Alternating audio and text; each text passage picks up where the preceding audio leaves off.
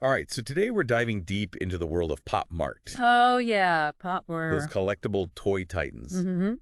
We're going to be cracking open their 2023 annual report. Looking forward to this one. This is really your cheat sheet to understanding how they're building a pop culture empire, one adorable toy at a time. Yeah, it's really fascinating how they're not just selling toys anymore. Right. They're creating this whole cultural phenomenon, and Exactly. and this report kind of gives us a peek behind the curtain to see how they're doing it. So what are we looking at today? Well, we're going to be talking about their business segments, Okay. some of their financial wins, Okay. how they're keeping shareholders happy, Nice. and what's in store for the future. All right, so let's unpack this. Yeah, First up, their business segments, obviously. sure. Designing and selling pop toys is their bread and butter. Right. But it's clear they're not just sticking to China anymore. Yeah, that Hong Kong, Macau, Taiwan, and overseas segment is just exploding. Really? 134.9% jump in revenue year on year. Wow. They're clearly on a mission to go global, Yeah. and it looks like it's working. Yeah. This segment alone is almost 17% of their total revenue now. That is a huge leap. It is. But you know what I find really interesting is how they're building this whole IP empire. Oh, yeah. It's not just about selling cute toys. Right. It's about creating characters and stories that people actually connect with. And they're doing it in a really strategic way. Okay. It's like a two-pronged approach. Okay, I like it. First, they've got these collaborations with artists from all over the world. Makes sense. You know those names you see on the boxes? Uh-huh. Skull Panda, Molly, Demo. Oh, yeah, for sure. These aren't just random designs. Right. These are carefully cultivated IPs that have a huge following. Oh, yeah, I can see that. In fact, Skull Panda alone brought in over 1 billion RMB in revenue last year. 1 billion. Yeah. That's wild. It's like they struck gold with these collaborations. They did. They really did. Mhm. But here's the thing that really surprised me. What's that? They're not just relying on outside artists. Interesting. They've got their own in-house design team, Uh-huh. the PDC, Okay. and they're churning out hits too. Like Hirono, Iroh. with a revenue growth of almost 150%. Wow, that's a smart move. It is. They're not putting all their eggs in one basket. Right. Having their own in-house team gives them more control over their IP development For sure. and allows them to react quickly to trends. That's key. It is? And speaking of trends, Yes. let's talk about their different product lines. Okay. They've got something for everyone. They do. There's the Mega Collection, which is like their high-end line, Okay. almost like Pop Toys art. Yeah, I've seen those. They've even done collaborations with luxury brands like CLOT and Lamborghini. Oh, wow. It's interesting how they're positioning these toys. It is. By partnering with luxury brands, they're kind of elevating the perceived value of their products and tapping into a whole new market of collectors who are willing to spend a bit more. Makes sense, yeah. So it's not just kids buying these toys anymore. No. It's adults who see them as art pieces or even investments. I could see that. But they're also appealing to the younger crowd Oh, yeah. with lines like Poppy Bean. Oh, those are cute. Yeah. I've seen those. Those super cute mini versions of their popular characters. Yeah. Poppy Bean is a great example of how they're leveraging their existing IPs to expand their reach Right. and create new revenue streams. It's a smart way to keep things fresh. Yeah. And appeal to a wider audience. Absolutely. And let's not forget about their new venture into rotocasting plush dolls. Oh, right. Yeah. Those cuddly versions of their characters are a brilliant move. They are. Not only are they super cute, She's super cute. but they also offer a completely different tactile experience compared to their traditional vinyl figures. Yeah. It's like they're constantly innovating and finding new ways to delight their fans. I think that's a key takeaway here. What is that? Popmart isn't just sitting back and watching the money roll in. They're constantly experimenting with new products, new designs, and new ways to engage their audience. It's like they're building a whole Popmart universe. Yeah, they are. And we're just along for the ride. We are. But before we get too carried away, let's take a closer look at their financials. Okay, let's do it.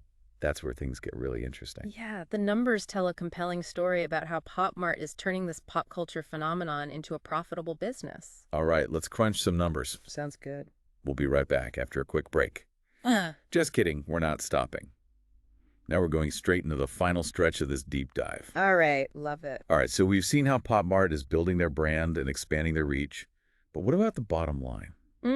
The bottom line. Did all this creativity translate into cold, hard cash? Oh, it absolutely did. Good. In fact, their 2023 financial highlights are pretty impressive. Okay, tell me more.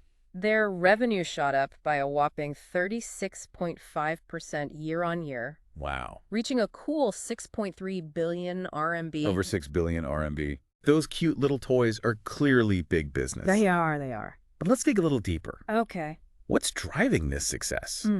Is it all about online sales? Not quite. Okay. While online sales are a significant part of their business, Sure.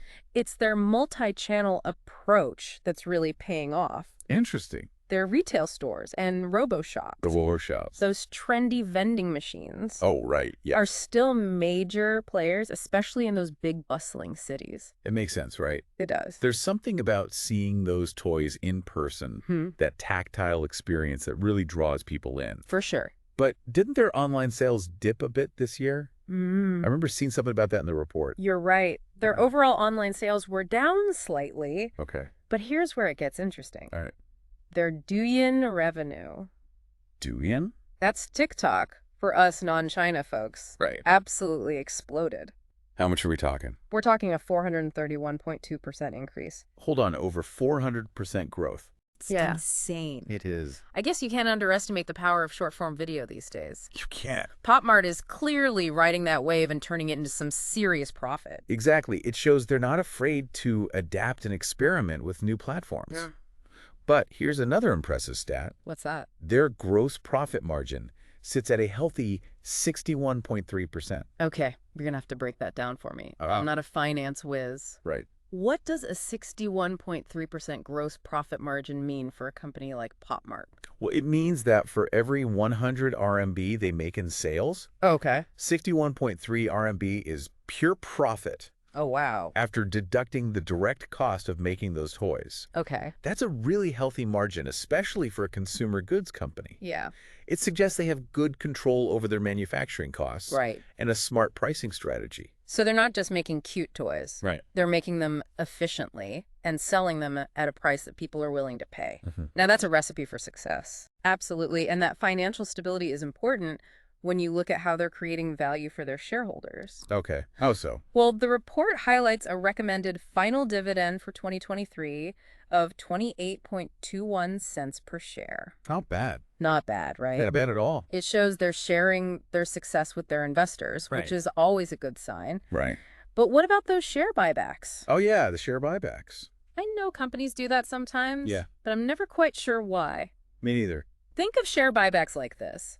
Okay. When a company buys back its own shares, Mhm. it's essentially reducing the number of shares available in the market. Okay. This can increase the value of the remaining shares, Oh, I see. which is good news for shareholders. So it's a vote of confidence in their own business, Yeah. and it benefits investors at the same time. Uh-huh. It's a win-win. It is. But Popmart isn't just focusing on short-term gains, right? No, they're not. They've got some pretty ambitious plans for the future, don't they? They do indeed, and these plans go way beyond just selling more toys. Okay. They're looking at expanding their global footprint, Okay. exploring new product categories, and even venturing into new forms of entertainment.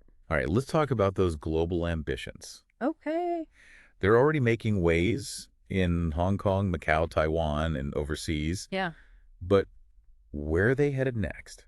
Their strategy is fascinating. How so? They're not just trying to force their Chinese brand onto the rest of the world. Right. Instead, they're taking a very localized approach. Interesting. They're opening new stores in Europe and Southeast Asia, Okay. but they're partnering with local artists Makes sense. and tailoring their products to regional preferences. That's a smart move. It is. It shows they're not just thinking about selling. Right. They're thinking about building a global community. Yeah, They're creating a sense of belonging and understanding, which is really powerful. I agree. But their growth isn't limited to the physical world, is it? No, it's not. What about their online and digital strategies? They're definitely not neglecting the digital landscape. Okay. They're strategically expanding their online presence to connect with a wider audience and enhance customer engagement. Right. They're focusing on building a strong online community, Makes sense. leveraging the power of social media, Okay. and even experimenting with innovative retail digitalization strategies. So they're not just selling toys. Right. They're creating an experience. They're building a whole Popmart universe Right. that people can immerse themselves in. Yeah. But the big question is, Can they keep this momentum going?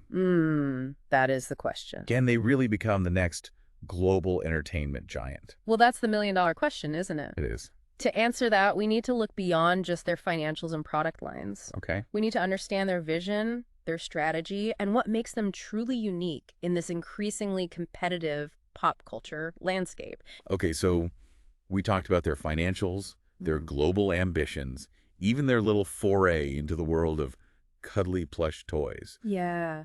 But what's the big picture here? The big picture. What's the driving force behind Popmart's success? You know, I think it really comes down to our desire to collect. Oh, interesting. It's primal, really. Yeah. Humans have been collecting things for centuries. Oh, for sure. Whether it's stamps or coins. Right. Or, adorable vinyl toys. Of course. Popmart has just taken that instinct and turned it into a cultural phenomenon. So they're not just selling toys.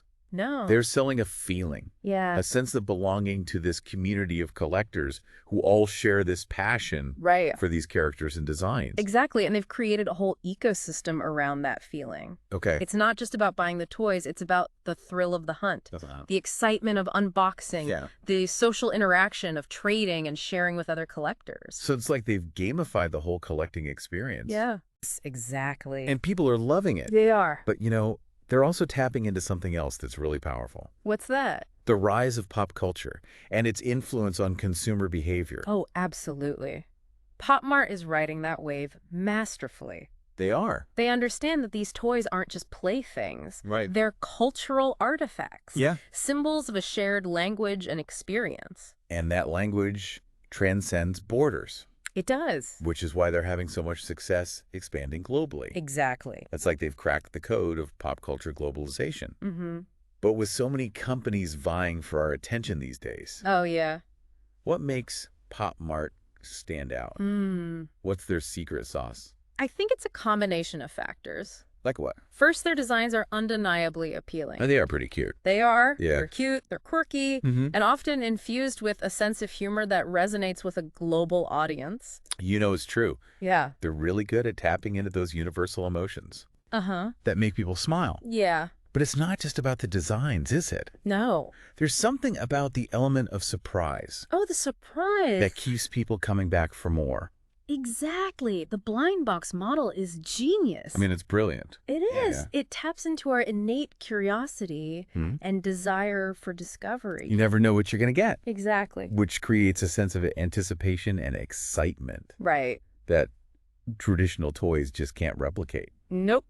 It's like they've bottled the feeling of Christmas morning. I love that. Yeah. That's a great analogy. And made it available all year round. All year round. And it's clearly working. Yeah. Their revenue growth, their global expansion, Uh-huh. even their venture into theme parks and art exhibitions. It all points to a company that's firing on all cylinders. It does. And they're not showing any signs of slowing down. No. They're constantly innovating, Yeah. experimenting with new designs, new collaborations, and new ways to engage their audience. I think it's safe to say that Popmart is more than just a toy company. I think so, too. They really are on their way to becoming the next global entertainment giant. That's a bold statement, It is. but I think you might be right. We'll see. So what's the takeaway for our listeners today? The takeaway. Why should they care about Popmart's success? I think Popmart's story offers a really valuable lesson. Okay. For anyone interested in business marketing or just understanding the power of pop culture, Right. it shows that success comes from understanding your audience, creating a product that resonates with their desires, Yeah. and building a brand that goes beyond just selling a product. So more than just a product. It sells an experience, a feeling, a sense of belonging. I like that. Feeling a sense of belonging. Yeah. That's good. It's a reminder that sometimes the smallest things, Like a little toy. like a cute little toy, can have a huge impact on our culture and our economy. And who knows, maybe one day we'll be looking back at Popmart as the company that changed the way we think about toys entertainment and the power of pop culture. That's right. And that's it for this deep dive into Popmart. Thanks for joining us.